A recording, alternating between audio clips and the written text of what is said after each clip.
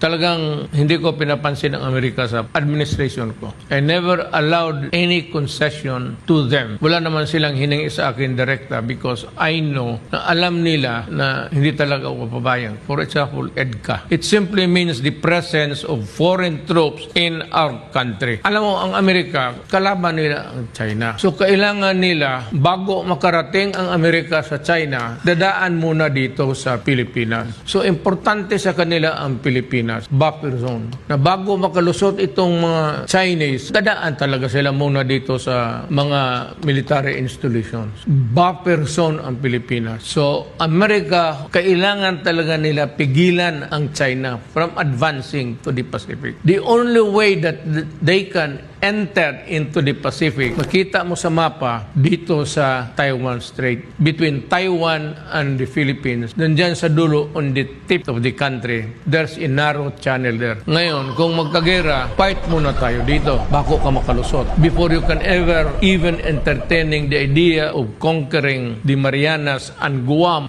muna tayo dito sa Pilipinas. Ang problema ngayon is they have asked many military bases. Pag military base, armas talaga yan. Missiles yan. So, 1, 2, 3, 4, 5, 6, 7 siguro ang Cagayan. So, anong gawin ng China nito? Kung mag-away sila ng Amerika. Sino ang kalaban nila? Amerika? Oh, saan ang Amerika? Nandito sa 1, 2, 3, 4, 5, 6, 7. Kaya, bombahin talaga nila yan. Luzon, Visayas, hanggang Cagayan de Oro. Sus Mario Sep, marami pa namang magaganda sa Cagayan de Oro. Kasayang